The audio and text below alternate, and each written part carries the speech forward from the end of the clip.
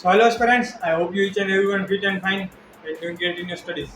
So aspirants, જો તમે ફોરેસ્ટના ફિઝિકલની ગ્રાઉન્ડની તૈયારી કરી રહ્યા છો તો તમારે જરૂર રેલવે રિક્રુટમેન્ટ ફોર્સની અંદર જે કોન્સ્ટેબલની ભરતી આવેલી છે 4208 પદ ઉપર, તો તે તમારે જરૂર ભરી દેવું જોઈએ. કેમ કે તેનું જે ફિઝિકલ એક્ઝામ છે, જે ગ્રાઉન્ડ છે તે સેમ ટુ સેમ તમે જે ફોરેસ્ટમાં છે long jump, high jump, 100 metre running same to same તેના જેવું જ છે.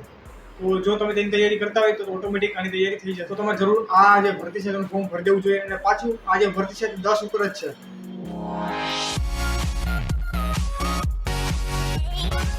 આ એક્ઝામમાં તમારે માત્ર બે એક્ઝામ જ રહેશે. પહેલી સીબીટી રહેશે અને ત્યારબાદ તમે જે ફોરેસ્ટ માટે અત્યારે કરી રહ્યા છો ફિઝિકલ ગ્રાઉન્ડ, તેવી રીતનું ફિઝિકલ ગ્રાઉન્ડ રહેશે. સો ત્યારે હું તમને જણાવી દઉં કે સિલેબસ શું રહેશે અને જે ફિઝિકલમાં તમારે શું શું કરવાનું રહેશે અને કેટલું કરવાનું છે. પણ તેની પહેલાં આપણે થોડીક બેઝિક ડિટેલ જાણી લઈએ. તો દોસ્તો, કોન્સ્ટેબલની ટોટલ 4208 જગ્યા આવેલી છે અને કેટેગરી વાઇઝ મુજબ તમે અહીં જોઈ શકો છો.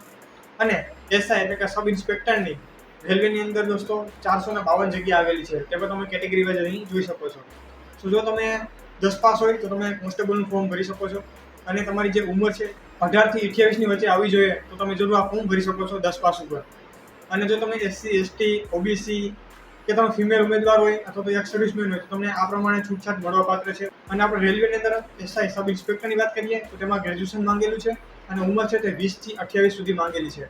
સો તમે આ ફોર્મ ભરી શકો છો ગ્રેજ્યુએશન હોય તો. અને જો તમે 10 પાસ હોય તો કોન્સ્ટેબલનું ફોર્મ ભરી શકો છો. જો તમારે આ બંને ફોર્મ ભરવા છે તો તમારે અલગ અલગ એપ્લાય કરવું પડશે.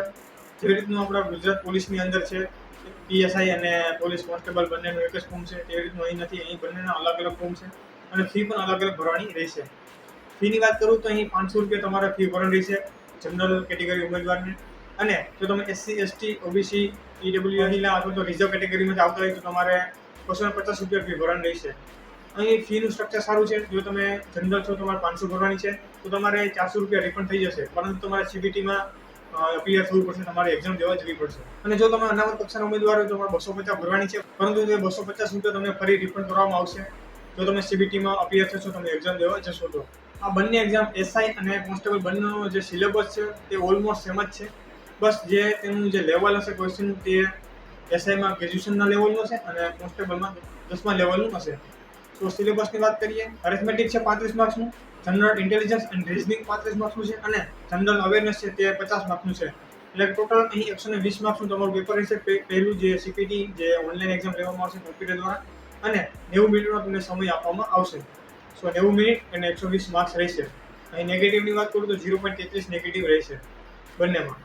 અને હવે આપણે તમે જો આ એક્ઝામ પાસ કરી જાઓ ત્યારબાદ તમારે જે ફિઝિકલ રહેશે કોન્સ્ટેબલનો વાત કરીએ તો તેમાં તમારે 100 મીટર દોડવાનું રહેશે અને 5 મિનિટ અને 45 સેકન્ડની અંદર તમારે રનિંગ કમ્પ્લીટ કરવાનું રહેશે. ફિમેલ ઉમેદવારની વાત કરીએ તો તેમને 800 મીટર રનિંગ છે 3 મિનિટ અને 40 સેકન્ડમાં કમ્પ્લીટ કરવાનું રહેશે. અને જો લોંગ જમ્પની વાત કરીએ મેલ માટે તો અહીં 14 ફૂટ તમારા લોંગ જમ્પ રહેશે, જ્યારે આપણે ફોરેસ્ટમાં 15 ફૂટ હોય છે તો આ થોડુંક તેનાથી ઓછું છે. અને મહિલામાં વાત કરીએ તો તેમને લોંગ જમ્પ છે તે 9 ફૂટનો કરવાનો રહેશે. જેમ દોસ્તો આપણે હાઈ જમ્પની વાત કરીએ તો હાઈ જમ્પ અહીં 4 ફૂટ કરવાનો રહેશે મેલ માટે, અને જે ફિમેલ છે તેમને 3 ફૂટ જ કરવાનો રહેશે. તો તે પણ ફોરેસ્ટ કરતાં થોડુંક અહીં ઇઝી આપણે જોવા મળે છે. અને જો તમે ગ્રેજ્યુએશન કમ્પ્લીટ કરેલું છે અને તમે જો સબ ઇન્સ્પેક્ટરનો ફોર્મ ભરો છો તો તમારે 1600 મીટરનું ગ્રાઉન્ડ 6 મિનિટ અને 30 સેકન્ડની અંદર કમ્પ્લીટ કરવાનું રહેશે. લોંગ જમ્પ 12 ફૂટ છે અને હાઈ જમ્પ છે તે 3 ફૂટ અને 9 ઇંચનો કરવાનું રહેશે. અને મહિલા ઉમેદવાર માટે સબ ઇન્સ્પેક્ટરની અંદર 800 મીટરનું ગ્રાઉન્ડ છે તે 4 મિનિટમાં કમ્પ્લીટ કરવાનું છે, 9 ફૂટનો લોંગ જમ્પ રહેવાનો છે અને 3 ફૂટનું હાઈ જમ્પ રહેવાનું છે.